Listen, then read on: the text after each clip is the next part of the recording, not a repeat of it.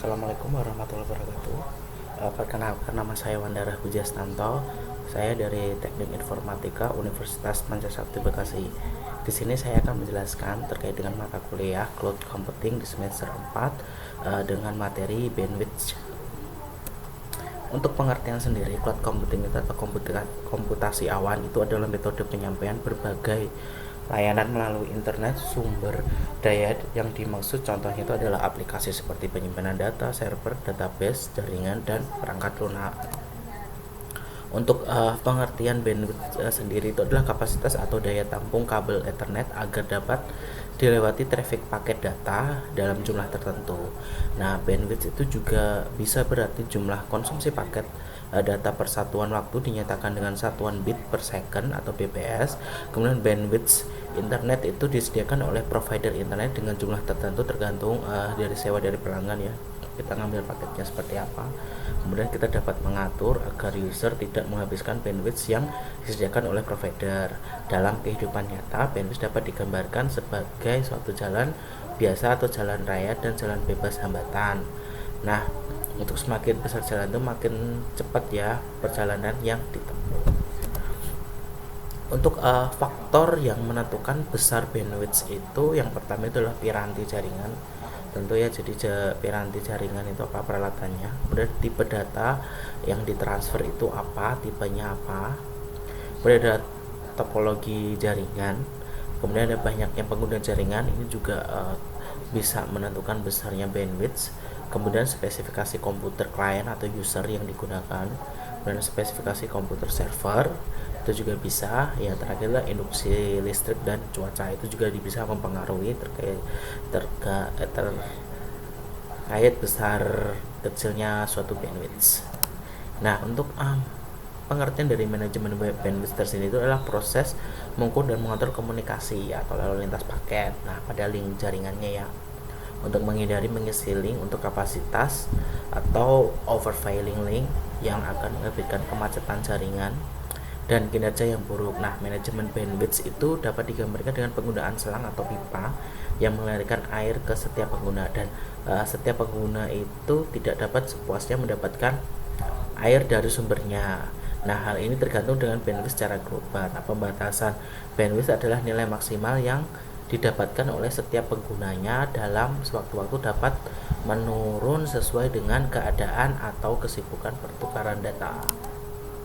Dan untuk fungsi dari traffic sendiri dan manajemen bandwidth itu adalah menerapkan aturan pelambatan kecepatan ke alamat IP tertentu, port dan bahkan antar muka jaringan dengan tidak ada perubahan infrastruktur jaringan yang ada. Nah, jadi kita memonitor dan mengatur lalu lintas bandwidth pada komputer klien. Nah, untuk membagi bandwidth komputer kita itu, jadi kita bisa mengatur bandwidth dengan software ini sesuka kita dan tergantung kebutuhan.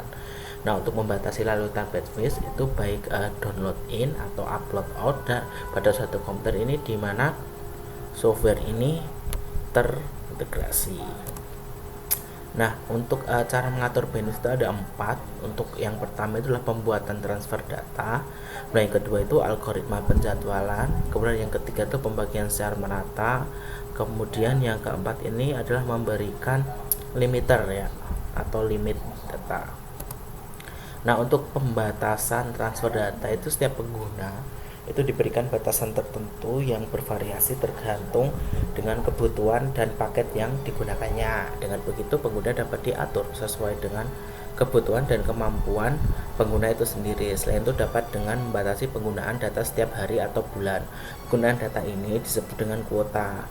Nah, apabila pengguna telah mencapai batas dari kuota yang telah diberikan, maka koneksi yang dia dapatkan akan terputus atau tertunda, dengan kata lain mengurangi kecepatan transfer datanya ke level yang terendah yang disediakan. Yang kedua itu adalah algoritma penjadwalannya ya. Dalam jaringan komputer merupakan suatu penjadwalan antrian FIFO, first in first out, dari paket yang terkirim.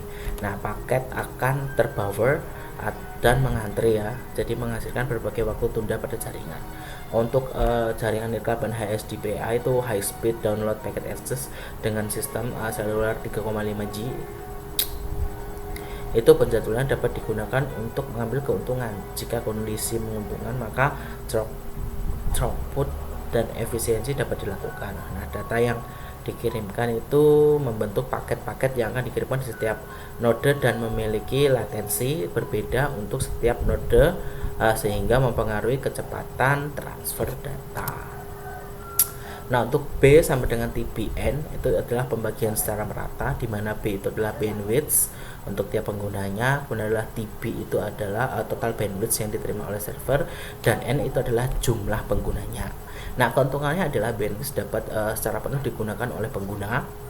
Namun kerugian dari cara ini adalah jika pada saat banyak pengguna yang menggunakan internet atau jam sibuk atau turunnya throughout global, maka ini akan mempengaruhi kecepatan internet tiap penggunanya.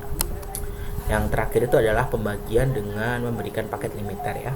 Inilah cara ini seperti yang dilakukan oleh ISP, di mana mereka telah memberikan batasan-batasan penggunaan bandwidth. Nah, dengan cara ini pengguna lebih leluasa memilih kecepatan sesuai dengan budget yang mereka miliki. Nah, untuk kelebihan dari memberikan paket limiter ini adalah selain memberikan banyak pilihan ke penggunanya, juga kecepatan dari internet itu tetap terjaga ya. Namun kelemahan dari cara ini adalah terdapat bandwidth yang tidak digunakan. Akan sulit jika ada banyak pengguna dengan paket akses yang besar dan semuanya melebihi bandwidth yang dimiliki oleh server. Jadi akan traffic di situ. Oke, terima kasih untuk materi dari saya bandwidth. Sekian, saya Mandala Pujastanto dari Teknik Informatika Universitas Maja Sakti Bekasi terkait dengan UTS mata kuliah Cloud Computing. Oke, terima kasih.